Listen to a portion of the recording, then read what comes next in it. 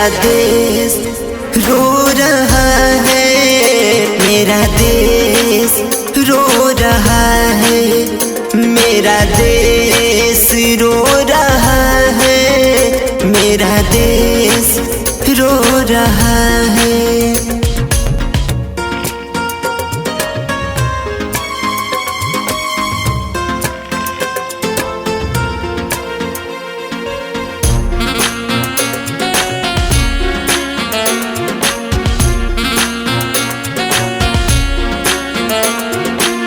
रही न अब तो मानवता, सबसे बड़ा धर्म है। खुदा ने सबको बनाया, लोगों में फिर तो भरम है। ना सरकार मेरी है ना रौब मेरा है, ना सरकार मेरी है ना रौब मेरा है, ना बड़ा सा नाम मेरा है। मुझे तो एक छोटी सी बात का गर्व है कि मैं हिंदुस्तान का हूँ और हिंदुस्तान मेरा है। बहे खून जैसे पानी, हुई सस्ती जिंदगानी, बेमौत मर रहा है।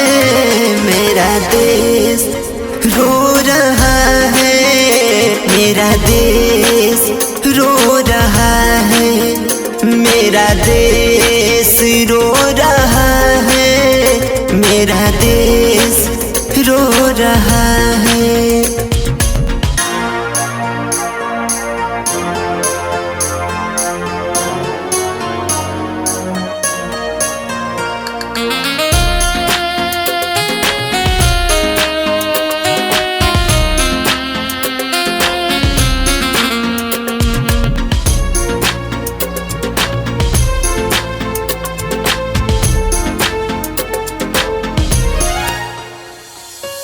छलनी हुई जिनकी छाती, कारण धर्म और जाति। देखा न था ऐसा सपना, खोएगा कोई तो अपना। ये पेड़ ये पत्ते ये शाखें,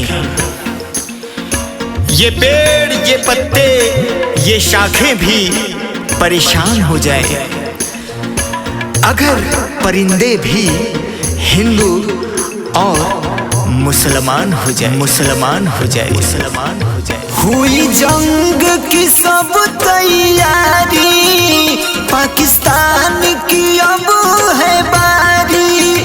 मेरा दिल कह रहा है अब चढ़ाई हो रहा है, पाकिस्तान डर रहा है अब चढ़ाई